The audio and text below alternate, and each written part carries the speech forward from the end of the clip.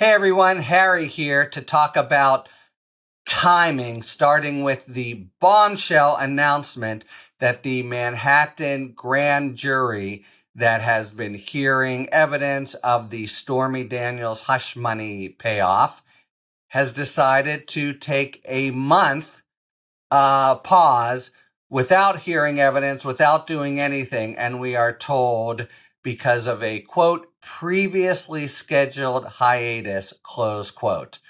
All right, let's start with timing because that's mainly, there's all these different parts now, at least 3 or 4 investigations in play. So when might we expect them to come to fruition? And in general warning, as the events of the last 2 weeks have shown, is, this is within a black box or maybe a gray one with little glimpses. And so these are educated surmises.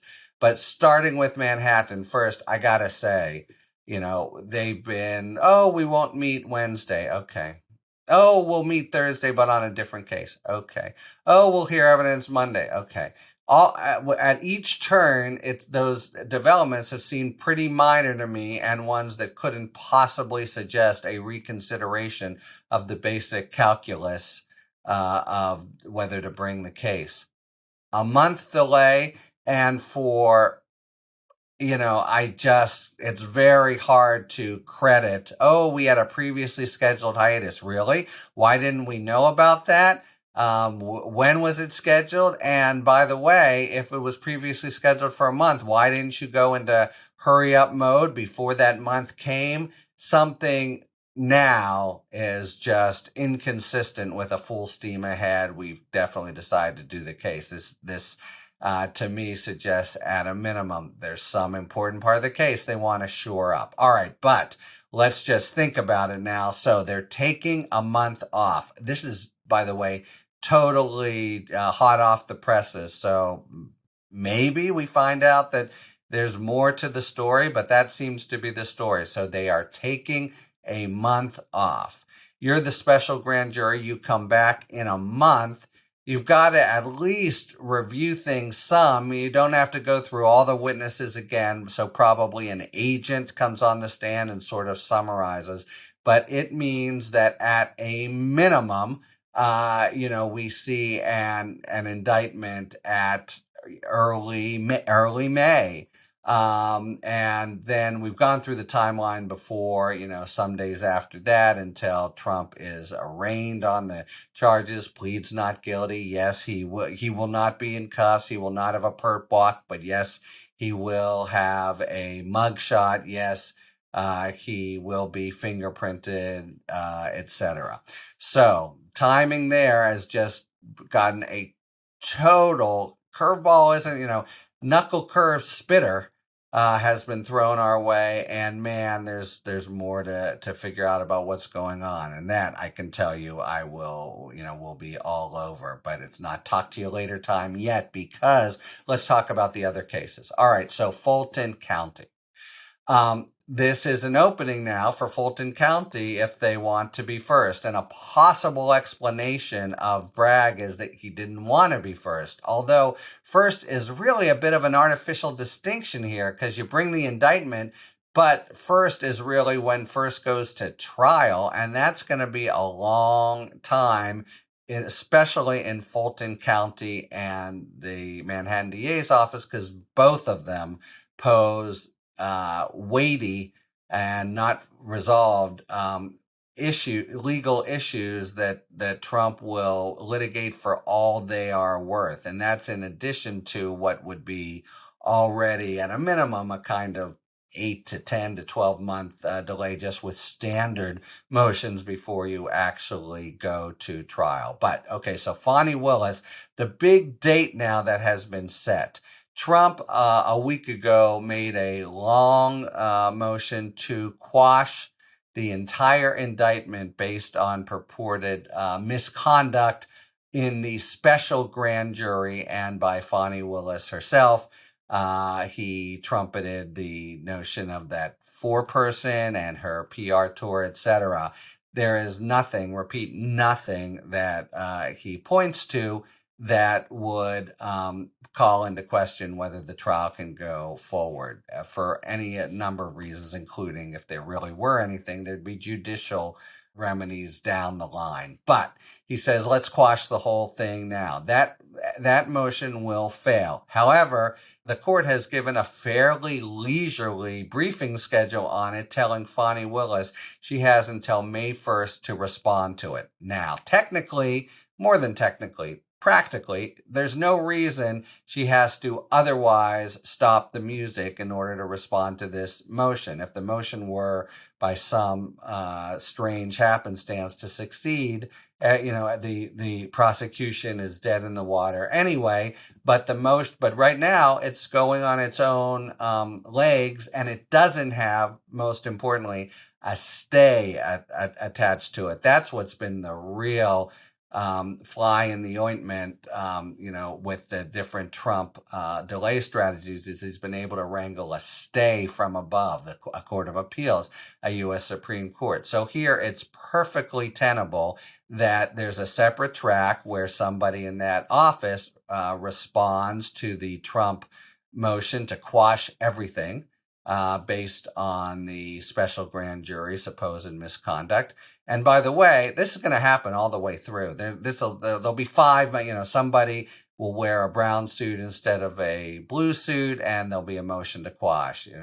Somebody will have a cheeseburger and or whatever, there'll be a motion to quash. So it's not as if that has to be all kind of gotten out of the way before you can go forward. So it's a Fani Willis decision. On the one hand, she's got a convenient kind of extra time cushion built in to say she's figuring out this particular motion and getting rid of it. But with the leisurely schedule they've provided, we're talking about end of May. So still putting her second in line, even with the new extra month padding that the Manhattan DA has helped himself to this month.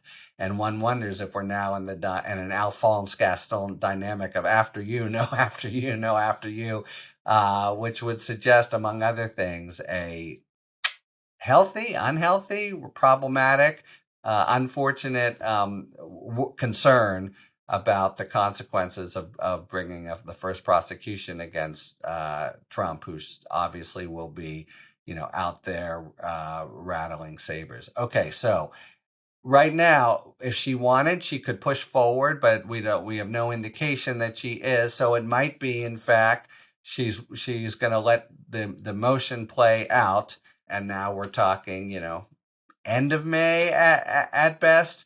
Though if she wants to move forward, she can, and maybe she would decide she should. All right, that brings us to the Department of Justice. And we have always assumed they would be going last. But the developments this week have been really very dramatic. So first and last week as well. So now we know that Evan Corcoran perhaps testified last Friday. He was ordered to, and we don't have any reporting that he took the fifth. That testimony, and we're talking now about the Mar-a-Lago documents case, really could be the centerpiece for Jack Smith, because it's at the very moment when Trump decides to go, all in on criminal conduct. It's after a lot of time of just jerking around the archives and even the Department of Justice some. They serve a subpoena on him, and the declaration comes back, yes, we've done a diligent search, yes, there's nothing here. That's somebody committed a crime there, and it's likely that Trump is a co-conspirator. And and Evan Corcoran, his lawyer, was talking to him extensively at the time, and that's the evidence, along with documentary evidence, including transcribed audio recordings that Corcoran has been ordered to provide. So that really could be the centerpiece of a case that we already know was very well developed. And indeed, I have trouble thinking of important moves in the grand jury that Smith hasn't made. So maybe now, all of a sudden, that becomes the pole position, the first prosecution that might happen. And then always thought to be the last, the January 6th case, or I should say cases, because it's very possible DOJ would roll it out in different cases, one involving the DOJ plot, one involving the phony electors, one involving January 6th itself. Anyway, the big point now is the order for Mike Pence to testify, and that just dropped yesterday. And the question is, how will he handle it, and how will the courts handle it? I think Pence, said in a sort of sanctimonious way, "Oh, I have nothing to hide, but I have a constitution to uphold," meaning the speech or debate clause argument that I'm sure he never even thought of. It's so newfangled. He wants to press, meaning he will try to appeal the order saying you have to testify and you don't have speech or debate protection, at least about the one-on-ones you've had with Trump's illegality, not the actual January 6th when you're in the Senate presiding. That, by the way, is a very good resolution. That's the evidence that is actually needed. So the tricky part there, and I'm sorry, each of these now has really tricky parts, but the tricky part there is that it's unlike executive privilege. It's a topic, generally, speech or debate, that the courts haven't really gone into. So the district court, the new chief judge for the district court, Jeb Boasberg, remember we've been hearing about Beryl Howe all these months. Now there's a new person, a very good person. I'll talk to you about him at another time. But all these rulings, because it's in the grand jury, are under seal.